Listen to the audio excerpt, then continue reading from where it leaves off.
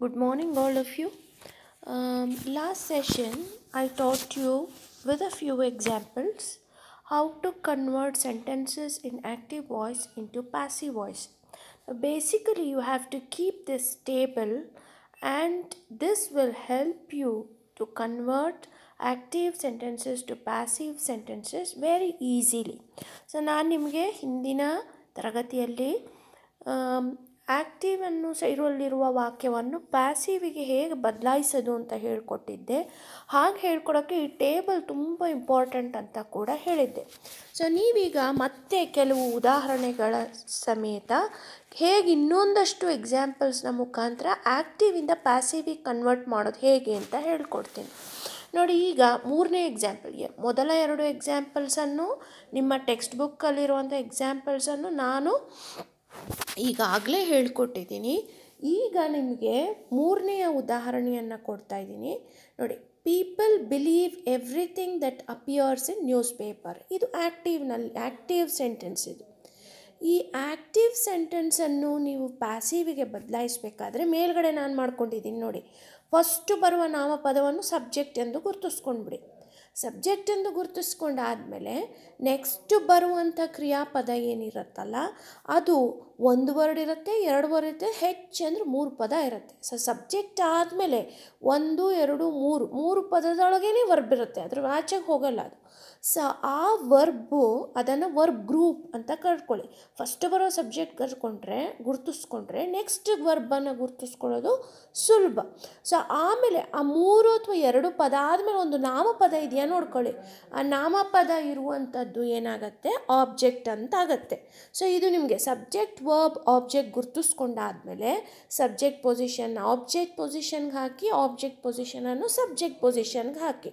ನೋಡಿ, ಇಲ್ಲಿ people believe everything that appears in newspaper ಇದ್ದಾಗ ಎವ್ರಿಥಿಂಗ್ ಫಸ್ಟ್ ಬರುತ್ತೆ, ಪೀಪಲ್ ಆಮೇಲೆ ಬರುತ್ತೆ, ಆಮೇಲೆ ಆಬ್ಜೆಕ್ಟ್ನ ಮುಂದೆ ಒಂದು ಬಾಯಿ ಅನ್ನು ಸೇರಿಸ್ಕೋಬೇಕಾಗತ್ತೆ.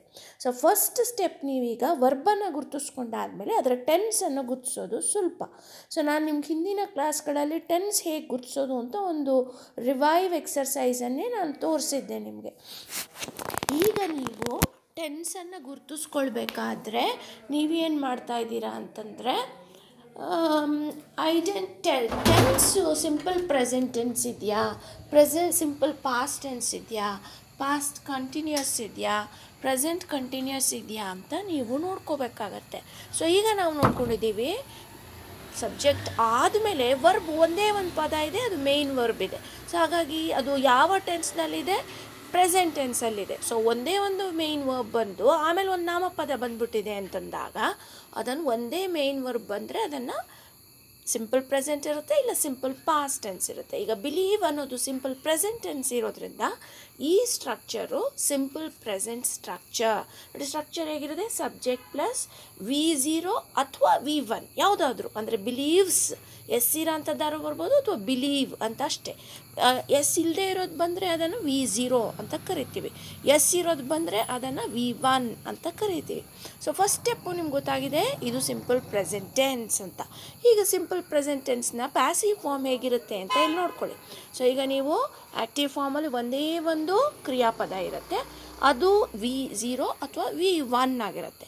ಈಗ ಪ್ಯಾಸಿವ್ ಫಾರ್ಮಿಗೆ ಬಂದಾಗ ಏನಾಗುತ್ತೆ, ಆ ಪ್ಯಾಸಿವ್ ಫಾರ್ಮಲ್ಲಿ ಒಂದು ಬಿ ಫಾರ್ಮ್ ಅಂದರೆ ಇನ್ ಪ್ರೆಸೆಂಟ್ ಟೆನ್ಸ್ ಆ್ಯಮ್ ಅಥವಾ ಈಸ್ ಅಥವಾ ಆರ್, ಈ ಮೂರರಲ್ಲಿ ಒಂದು ಪ್ಲಸ್ ಈ ಕೊಟ್ಟಿರುವ ಕ್ರಿಯಾಪದದ ಪಾಸ್ಟ್ ಪಾರ್ಟಿಸಿಪಲ್ ಫಾರ್ಮ್. ಈಟ್, ಏಟ್, ಈಟನ್, ಈಟ್, ಈಟ್ಸ್, ಈಟಿಂಗ್, ಏಟ್, ಈಟನ್. ಆ 4ನೇ V4 ಫಾರಮ್ ಇದೆಯಲ್ಲ ಅದು ಬರಬೇಕಾಗುತ್ತೆ. ಸೊ ಈ ವಿನ್ಯಾಸದಲ್ಲಿ ಬರಬೇಕು ಇವತ್ತು. ಸೊ ಆ ವಿನ್ಯಾಸದಲ್ಲಿ ಈಗ ಜೋಡಿಸ್ಕೋಬೇಕು. So step 2, come to the table, identify the passive structure of simple present tense. It should be am, is, are ಯಾವುದಾದ್ರೂ ಒಂದು plus past participle of the given verb. Past participle ಅಂದರೆ V4 ಅಂತ, ಅಂದರೆ ಒಂದು ಕ್ರಿಯಾಪದ ಯಾವುದಾದರೂ ಕ್ರಿಯೆಯನ್ನು ಸೂಚಿಸುವ ಪದಕ್ಕೆ 5 ಫಾರ್ಮ್ಸ್ ಇದೆ. ಒಂದು V0 ಅಂದರೆ ಮೂಲ ರೂಪ, ಆಮೇಲೆ ಎರಡನೇದು V1 ಎಸ್ ಸೇರಿರುವ ರೂಪ, ING ಸೇರಿರುವ ರೂಪ, ಆಮೇಲೆ ಪಾಸ್ಟ್ ಟೆನ್ಸ್ನ ರೂಪ ಒಂದು ಪಾಸ್ಟ್ ಪಾರ್ಟಿಸಿಪಲ್ನ ರೂಪ. ಸೊ ಇಲ್ಲಿ ಪಾಸ್ಟ್ ಪಾರ್ಟಿಸಿಪಲ್ನ ರೂಪ ಬರಬೇಕಾಗಿರುತ್ತೆ. ಸೊ ಈಗ ಇದು ನಿಮ್ಗೆ ಗೊತ್ತಾಯಿತು ಈ ಥರ ಬರಬೇಕು ಅಂತ. ಈಗ ನೀವೇನು ಮಾಡಬೇಕು, ಸಬ್ಜೆಕ್ಟ್ ಜಾಗಕ್ಕೆ ಆಬ್ಜೆಕ್ಟ್ ಹಾಕಿ, ಆಬ್ಜೆಕ್ಟ್ ಜಾಗಕ್ಕೆ ಸಬ್ಜೆಕ್ಟ್ ಹಾಕಿ. ನೋಡಿ ಇಲ್ಲಿ ನಾನು ಮಾಡಿದ್ದೀನಿ, everything is believed by people ಅಂತ. ಸೊ ಆಬ್ಜೆಕ್ಟ್ ಜಾಗಕ್ಕೆ ಹಾಕಿದಾದ್ಮೇಲೆ ಸಬ್ಜೆಕ್ಟ್ ಆಬ್ಜೆಕ್ಟ್ ಇಂಟರ್ಚೇಂಜ್ ಆದಮೇಲೆ ಆಬ್ಜೆಕ್ಟ್ನ ಮುಂದೆ ಒಂದು ಬೈ ಅಂತ ಸೇರಿಸ್ಕೋಬೇಕು. ಸೇರಿಸ್ಕೊಂಡಾದ್ಮೇಲೆ ಈಗ ಎವ್ರಿಥಿಂಗ್ ಅನ್ನುವಂಥ ಸಬ್ಜೆಕ್ಟಿಗೆ ಸೂಟ್ ಆಗುವ ಬಿ ಫಾರ್ಮ್ ಯಾವುದು, ಆಮೋ, ಈಸೋ, ಆರೋ, ಅದನ್ನು ಸರಿಯಾಗಿ ಸೂಟ್ ಮಾಡಿ ಬರಬೇಕು. Everything singular third person, so ಹಾಗಾಗಿ ಈಸ್ ಅಂತ ಆಗುತ್ತೆ. ಮತ್ತು ಬಿಲೀವಿನ ಪಾಸ್ಟ್ ಪಾರ್ಟಿಸಿಪಲ್ ಫಾರ್ಮು ಬಿಲೀವ್ಡ್ ಅಂತ ಆಗುತ್ತೆ. ಸೊ ಈಗ ನಮ್ಮ sentence everything is believed by people that appears in newspapers, ಅಥವಾ everything that appears in newspaper is believed by people. ಅಂದರೆ ನಾವು ಆಬ್ಜೆಕ್ಟನ್ನು ಒಂದೇ ಒಂದು ಪದವನ್ನು ತೊಗೊಂಡು ಬಂದು ಈ ಕಡೆ ಇಂಟರ್ಚೇಂಜ್ ಮಾಡಿದ್ದೀವಿ. ಈಗ ನೀವು ಅಲ್ಲಿ ಆಬ್ಜೆಕ್ಟ್ ಆದಮೇಲೆ ಬರುವಂಥ ಎಲ್ಲ ಪದಗಳನ್ನು ತೊಗೊಂಡು ಬಂದರೆ ಕೂಡ ನಡೆಯುತ್ತೆ, ಅಥವಾ ಬರೀ ಆಬ್ಜೆಕ್ಟನ್ನು ಅಷ್ಟೇ ತಂದು ಮಿಕ್ಕಿದ್ದನ್ನು ಲಾಸ್ಟಲ್ಲಿ ಸೇರಿಕೊಂಡ್ರೆ ಕೂಡ ನಡೆಯುತ್ತೆ. ಸೊ ಯಾವ ವಿಧಾನದಲ್ಲಿ ಮಾಡಿದ್ರೂ ಕೂಡ ನಡೆಯುತ್ತೆ. ಈಗ ಇನ್ನೊಂದು ಉದಾಹರಣೆ ತಗೊಳ್ಳಿ. The crow built a nest on the jackfruit tree ಅಂತ ಇದೆ. ಈಗ ಮೊದಲು ಬರುವ ನಾಮಪದವನ್ನು ನೀವು ಸಬ್ಜೆಕ್ಟ್ ಎಂದು ಗುರುತಿಸ್ಕೊಳ್ಳಿ. ದ ಕ್ರೋ ಅಂತಾಯಿತು. ಸೊ ಸಬ್ಜೆಕ್ಟ್ ಆದಮೇಲೆ ವರ್ಬ್ ಇರುತ್ತೆ ಅಂತ. ವರ್ಬ್ ಒಂದು ಪದ ಇರ್ಬೋದು, ಎರಡು ಪದ ಇದೆ, ಹೆಚ್ಚಂದ್ರೆ 3 ಪದ ಇರುತ್ತೆ. ಒಂದು ಪದ ಇದೆಯಾ, 2 ಪದ ಇದೆಯಾ, 3 ಪದ ಇದೆಯಾ ಅಂತ ಹೇಗೆ ಗೊತ್ತಾಗತ್ತೆ ಅಂದರೆ, ಅದಾದ ನಂತರ ಅಂದರೆ ಆ ಸಬ್ಜೆಕ್ಟ್ ಆದಮೇಲೆ ಬರುವಂಥ ಪದಗಳಲ್ಲಿ ನೆಕ್ಸ್ಟ್ ಯಾವ ನಾಮಪದ ಬಂದಿದೆಯೋ ಅಲ್ಲಿಗೆ ಸ್ಟಾಪ್ ಮಾಡಿಬಿಡ್ಬೇಕು. ಈಗ ನೆಸ್ಟ್ ಅನ್ನೋದೊಂದು ನಾಮಪದ, ಅದು ಕಾಮನ್ ನೌನ, ಪ್ರಾಪರ್ ನೌನ, ಅಬ್ಸ್ಟ್ರಾಕ್ಟ್ ನೌನ, ಯಾವ ನಾಮಪದ, ಸರ್ವನಾಮನ, ಯಾವುದ್ರ ಬಗ್ಗೆ ತಲೆ ಕೆಡಿಸ್ಕೊಬಿಡಿ. ಎಲ್ಲಿವರೆಗೂ ನೌನ್ ಬರಲ್ವೋ ಅಲ್ಲಿವರೆಗೂ ಅದು ವರ್ಬೆ. ಸೊ ಬಿಲ್ಟ್ ಅಂತ ಮಾತ್ರ ಇದೆ. ಈಗ ನೆಸ್ಟ್ ಅಂದರೆ ಗೂಡು, ನಾಮಪದ ಆಯಿತು. ಸೊ ಈಗ ನಿಮಗೆ ಸಬ್ಜೆಕ್ಟ್ ಗೊತ್ತಾಯಿತು, ಆಬ್ಜೆಕ್ಟ್ ಗೊತ್ತಾಯಿತು, ವರ್ಬ್ ಗೊತ್ತಾಯಿತು, ಆಬ್ಜೆಕ್ಟು ಗೊತ್ತಾಯಿತು. ಸೊ ಈಗೇನು ಮಾಡಬೇಕು, ವರ್ಬ್ ಗೊತ್ತಾದ ತಕ್ಷಣ ಟೆನ್ಸ್ ಯಾವುದು ಅಂತ ಗುರುತಿಸ್ಕೊಳ್ಳಿ. ಈಗ ಬರೀ ಒಂದೇ ಒಂದು ಒಂದೇ ಕ್ರಿಯಾಸೂಚಕ ಪದ ಬಂತು ಅಂತಂದರೆ ಅದು ಮೇನ್ ವರ್ಬ್ ಬಂತು ಅಂದರೆ ಅದನ್ನು ಸಿಂಪಲ್ ಪ್ರೆಸೆಂಟ್ ಅಂತೀವಿ ಅಥವಾ ಸಿಂಪಲ್ ಪಾಸ್ಟ್, ಎರಡರಲ್ಲೊಂದು ಆಗಲೇಬೇಕು. ಸಿಂಪಲ್ ಪ್ರೆಸೆಂಟ್ ಇದ್ದರೆ ಪ್ರೆಸೆಂಟ್ ಟೆನ್ಸಲ್ಲಿ ಇರುತ್ತೆ ವರ್ಬು. ಈಗ ಬಿಲ್ಡ್, ಬಿಲ್ಡ್ಸ್, ಬಿಲ್ಡಿಂಗ್, ಬಿಲ್ಟ್. ಈಗ ಬಿಲ್ಡಿನ 5 ಫಾರಮ್ಸ್ ಯಾವುದಪ್ಪ ಅಂದರೆ ಬಿಲ್ಡ್ಸ್, ಬಿಲ್ಡಿಂಗ್, ಬಿಲ್ಟ್ ಅಂತ. ಸೊ ಇದು ಬಿಲ್ಟ್ ಅನ್ನೋದು V3 ಪಾಸ್ಟ್ ಫಾರ್ಮ್ನಲ್ಲಿದೆ. ಸೊ ಬಿಲ್ಟ್ ಅನ್ನೋದನ್ನು ಈಗ ಸಿಂಪಲ್ ಪಾಸ್ಟ್ ಟೆನ್ಸ್ ಅಂತ ಗುರುತಿಸ್ಕೊಳ್ಳಿ. ಸಿಂಪಲ್ ಪಾಸ್ಟ್ ಟೆನ್ಸ್ ಅಂತ ಗುರುತಿಸ್ಕೊಂಡಾದ್ಮೇಲೆ ಟೇಬಲ್ಗೆ ಬನ್ನಿ. ನೋಡಿ, ಪಾಸ್ಟ್ ಸಿಂಪಲ್ ಹೇಗಿರುತ್ತೆ, ಒಂದೇ ಒಂದು ಕ್ರಿಯಾಸೂಚಕ ಪದ ಅಥವಾ ಒಂದೇ ಒಂದು ಕ್ರಿಯಾಪದ, ಮೇನ್ ವರ್ಬ್ ಇರುತ್ತೆ, ಆಕ್ಸಿಲರಿ ಬರೋಲ್ಲ, ಬರೀ ಮೇನ್ ವರ್ಬ್ ಇರುತ್ತೆ. ಅದೇನಾಗುತ್ತೆ ಪ್ಯಾಸಿವ್ ಫಾರ್ಮಲ್ಲಿ ವಾಸ್ ಅಥವಾ ವರ್ ಇವೆರಡರಲ್ಲಿ ಒಂದು ಪ್ಲಸ್ ಇದೇನು ಕ್ರಿಯಾಪದ ಇರುತ್ತೋ ಅದರದ್ದು ವಿ ಫಾರ್ಮ್ ಅಂದರೆ ಪಾಸ್ಟ್ ಪಾರ್ಟಿಸಿಪಲ್ ಫಾರ್ಮು ಇರುತ್ತೆ. ಈಟ್, ಏಟ್, ಈಟನ್ ಅಂತ ಆಗಿರುತ್ತೆ. ಸೊ ಈಗ ಈಟನನ್ನು ನೀವೇನು ಮಾಡಬೇಕು, ಬರ್ಕೊಂಡು ಈಗ ಪ್ಯಾಸಿವ್ ಸೆಂಟೆನ್ಸು ಮಾಡ್ಕೋಬೇಕು. ಸೊ ಈಗ ನೀವೇನು ಮಾಡ್ತಿದ್ದೀರಾ, come to the table and identify passive structure of simple past tense. Was ಅಥವಾ were plus past participle of the given verb, ಈ ಸ್ಟ್ರಕ್ಚರಲ್ಲಿ ಬರಬೇಕು. ಸೊ ಈಗ ಸಬ್ಜೆಕ್ಟನ್ನು ಆಬ್ಜೆಕ್ಟ್ ಜಾಗಕ್ಕೆ ಹಾಕಿ, ಆಬ್ಜೆಕ್ಟ್ ಜಾಗವನ್ನು ಸಬ್ಜೆಕ್ಟ್ ಜಾಗದಲ್ಲಿ ಹಾಕಿ. ಈಗ ನೋಡಿ, a nest on the jackfruit tree, full object ಅಂದರೆ ಆಬ್ಜೆಕ್ಟ್ ಆದಮೇಲೆ ಬಂದಿರೋ ಇಡೀ ಭಾಗವಂತಂದು ಮುಂದೆ ಕೂರಿಸ್ಕೊಂಡಿದ್ದೀರಾ. ಆಮೇಲೆ ಕ್ರೋ ಅನ್ನುವಂಥ ಸಬ್ಜೆಕ್ಟನ್ನು ನೀವು ಲಾಸ್ಟಲ್ಲಿ ನೂಕ್ಬಿಟ್ಟಿದ್ದೀರಾ. ಈಗೇನು ಮಾಡಬೇಕು, ಆ ಮಧ್ಯ ಇದೆಯಲ್ಲ ಆ ವರ್ಬ್ ಜಾಗದಲ್ಲಿ ವಾಸ್ ಅಥವಾ ವರ್ ಎರಡರಲ್ಲೊಂದು, ಮತ್ತು ಬಿಲ್ಡಿನ ಪಾಸ್ಟ್ ಪಾರ್ಟಿಸಿಪಲ್ ಫಾರ್ಮು ಬಿಲ್ಟೆ. ಬಿಲ್ಡ್ಸ್, ಬಿಲ್ಡಿಂಗ್, ಬಿಲ್ಟೆ. ಸೊ ಬಿಲ್ಟ್ ಅಂತ ಆಯಿತು. ಈಗೇನು ಮಾಡಬೇಕು, ಈಗ ಇಂಟರ್ಚೇಂಜ್ ಆಗಿರುವಂಥ ಸಬ್ಜೆಕ್ಟಿನ ಪರ್ಸನ್ ಮತ್ತು ನಂಬರ್ ಜೊತೆ ಹೊಂದಿಸಿ. The nest on the jackfruit tree ಅಂತಿದ್ದಾಗ ನೆಸ್ಟ್ ಗೂಡಿನ ಬಗ್ಗೆ ನಮಗೆ ಕರ್ತೃವಾಗಿ ಕಾಣಿಸ್ತಾ ಇದೆ. ಸೊ ಹಾಗಾಗಿ ಗೂಡು ಥರ್ಡ್ ಪರ್ಸನ್ ಸಿಂಗ್ಯುಲರ್, ಒಂದೇ ಒಂದು ಅದು, ಮತ್ತು ಥರ್ಡ್ ಪಾರ್ಟಿ ಅಂದರೆ ನಮ್ಮನ್ನು ಹೊರತಾದ ಒಂದು ವಸ್ತು. ಸೊ ಹಾಗಾಗಿ ಅದಕ್ಕೆ ಸಿಂಗ್ಯುಲರ್ ಥರ್ಡ್ ಪರ್ಸನ್ ಅಂತೀವಿ. ಸೊ ಹಾಗಿದ್ದಾಗ ಎಸ್ ಇರುವಂಥ ಬಿ ಫಾರ್ಮನ್ನೇ ತೊಗೊಂಡು ಬರಬೇಕು. ಯಾವುದೇ ಕ್ರಿಯಾಪದ ಆದರೂ ಕೂಡ ಥರ್ಡ್ ಪರ್ಸನ್ ಸಿಂಗ್ಯುಲರ್ ಎಸ್ ಇರೋದೇ ಬರಬೇಕು. ಈಗ ವಾಸ್ ಬರಲ್ಲಿ ಎಸ್ ಇರೋದು ವಾಸ್. ಸೊ ವಾಸನ್ನು ಹಾಕಿ built in past participle form ಬಿಲ್ಟೆ, ಅದನ್ನು ಹಾಗೆ ಬರೆದು ಹೇಗಿದೆಯೋ ಹಾಗೆ ವಾಕ್ಯವನ್ನು ಬರೆದ್ರೆ ನಿಮಗೆ ಪ್ಯಾಸಿವ್ ಸ್ಟ್ರಕ್ಚರ್ ಸಿಕ್ತು. A nest on the jackfruit tree was built by crow ಅಂತ ಬರಿಬಹುದು, ಅಥವಾ a nest was built by the crow on the jackfruit tree ಅಂತನಾರು ಬರಿಬೋದು. ಇನ್ನೊಂದು ಉದಾಹರಣೆ ನೋಡ್ಕೊಳ್ಳಿ. My sister will cook dinner ಟನೈಟ್.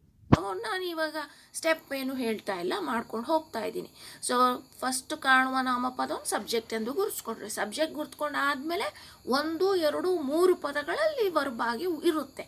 ಇಲ್ಲಿ ನೋಡ್ಕೊಳ್ಳಿ, ನೆಕ್ಸ್ಟ್ ನಾಮಪದ ಎಲ್ಲಿವರೆಗೂ ಬರಲ್ವೋ ಅಲ್ಲಿವರೆಗೂ ಕ್ರಿಯಾಪದವೇ ಆಗಿರುತ್ತೆ. ಈಗ ವಿಲ್ ಆಯಿತು, ಕುಕ್ ಆಯಿತು, ಡಿನ್ನರ್ ಅಂದ್ರೆ ಊಟ. ಸೊ ಊಟ ಬಂದು ನಾಮಪದ. ಸೊ ಹಾಗಾಗಿ ನಾಮಪದ ಬರೋವರೆಗೂ ಅದು ಕ್ರಿಯಾಪದವೇ ಆಯಿತು. ಸೊ ಡಿನ್ನರ್ ಅನ್ನೋದು ಆಬ್ಜೆಕ್ಟ್ ಎಂದು ಗುರುತಿಸ್ಕೊಳ್ಳಿ, ಮೈ ಸಿಸ್ಟರ್ ಅನ್ನೋ ಸಬ್ಜೆಕ್ಟ್ ಎಂದು ಗುರುತಿಸ್ಕೊಳ್ಳಿ. ಈಗ ಸಬ್ಜೆಕ್ಟ್ ಆಬ್ಜೆಕ್ಟ್ ನಡುವೆ ಇರೋದೇ ವರ್ಬು, ವಿಲ್ ಕುಕ್ ಅಂತ. ಸೊ ಈ ವಿಲ್ ಕುಕ್ಕು ಯಾವ ಟೆನ್ಸ್ ಎಂದು ಗುರುತಿಸ್ಕೊಳ್ಳಿ.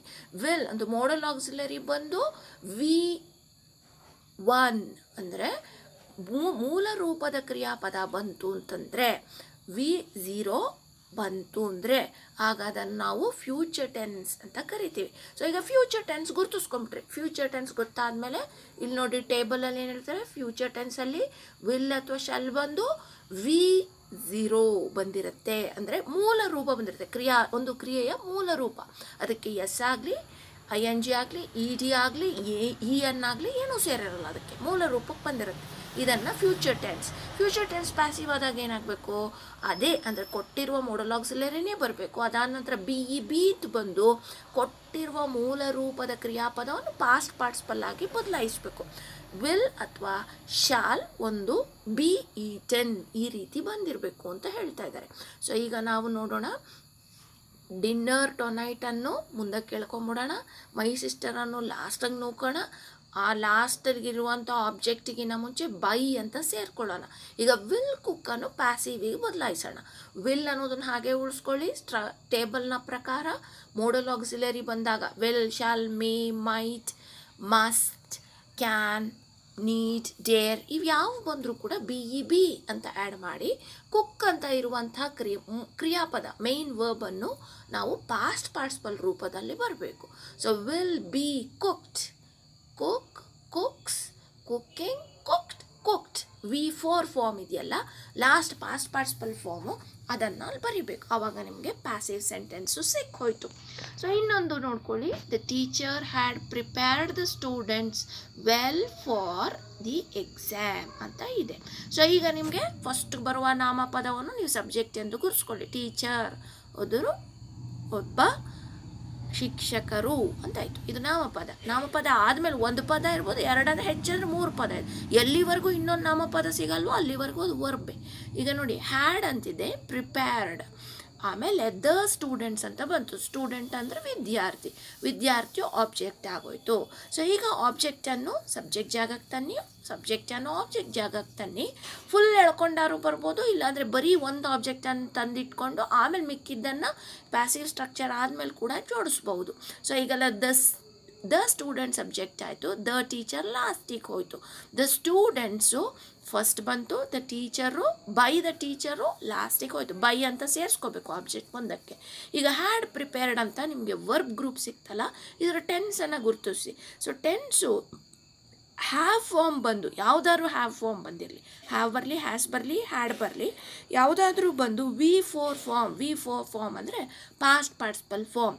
Prepare, prepares, preparing, prepared, prepared. ಆ V4 ಫಾರ್ಮ್ ಇದೆಯಲ್ಲ, ಲಾಸ್ಟ್ ಫಾರ್ಮ್ ಪಾಸ್ಟ್ ಪಾರ್ಟಿಸಿಪಲ್ ಫಾರ್ಮೇ ಬಂದುಬಿಟ್ಟಿದ್ರೆ ಅದನ್ನು ನಾವು ಪರ್ಫೆಕ್ಟ್ ಟೆನ್ಸ್ ಅಂತ ಕರಿತೀವಿ. ಹ್ಯಾಡ್ ಬದಲು ಹ್ಯಾಸ್, ಹ್ಯಾವ್ ಬಂದರೆ ಪ್ರೆಸೆಂಟ್ ಪರ್ಫೆಕ್ಟ್ ಆಗುತ್ತೆ, ಹ್ಯಾಡ್ ಆದರೆ ಪಾಸ್ಟ್ ಪರ್ಫೆಕ್ಟ್ ಆಗುತ್ತೆ. ಈಗ ನೀವೇನು ಮಾಡಬೇಕು, ಹ್ಯಾಡ್ ಪ್ರಿಪೇರ್ಡ್ ಅನ್ನೋದು ಪಾಸ್ಟ್ ಪರ್ಫೆಕ್ಟ್ ಅಂತ ಗುರುಸ್ಕೊಟ್ರಿ. ಟೇಬಲ್ ತಲೆಯಲ್ಲಿ ಇರಬೇಕು ಯಾವಾಗಲೂ. ಪಾಸ್ಟ್ ಪರ್ಫೆಕ್ಟಲ್ಲಿ ಹೇಗಿರುತ್ತೆ, ಒಂದು ಹ್ಯಾಡ್ ಇರುತ್ತೆ, ಆಮೇಲೆ ಒಂದು V4 ಅಥವಾ ಪಾಸ್ಟ್ ಪಾರ್ಟಿಸಿಪಲ್ ಫಾರ್ಮ್ ಇರುತ್ತೆ. ಈಟ್, ಈಟ್ಸ್, ಈಟಿಂಗ್, ಏಟ್, ಈಟನ್ ಇರುತ್ತೆ. ಈಗ ಇದನ್ನು ಹೇಗೆ ಬದಲಾಯಿಸಬೇಕು, ಹ್ಯಾಡನ್ನು ಹಾಗೆ ಉಳಿಸ್ಕೋಬೇಕು, ಅದಕ್ಕೆ BEN ಬೀನನ್ನು ಸೇರಿಸಿ ಈಟನ್ ಅಂತ ಅವರೇ ಪಾಸ್ಟ್ ಪಾರ್ಟಿಸಿಪಲ್ ಕೊಟ್ಟು ಬಿಟ್ಟಿರ್ತಾರೆ. ತುಂಬ ಸುಲಭ ನೀವು ಪರ್ಫೆಕ್ಟ್ ಟೆನ್ಸನ್ನು ಪ್ಯಾಸಿವಿಗೆ ಮಾಡೋದು. ಮಧ್ಯಕ್ಕೆ ಹ್ಯಾಡ್ ಮತ್ತು ಪಾಸ್ಟ್ ಪಾರ್ಟಿಸಿಪಲ್ ವರ್ಬ್ ಅಲ್ಲೇ ಬಂದಿರುತ್ತೆ, ಅದ್ರ ಮಧ್ಯಕ್ಕೊಂದು ಬೀನ್ ಸೇರಿಸ್ಬಿಡೋದು. ಸೊ ಈ ವಿನ್ಯಾಸದಲ್ಲಿ ಬರೀಬೇಕು ಅಂತ ನಿಮಗೆ ಹೇಳ್ಕೊಟ್ಟಿರ್ತಾರೆ. ಸೊ ಸುಲಭವಾಗಿ ಈಗ ಮಾಡ್ಕೊಳ್ಳಿ. The students had been prepared by the teacher well for the test they took. ಇದು ನಿಮ್ಮ ಆನ್ಸರ್ಸ್ ಆಯಿತು.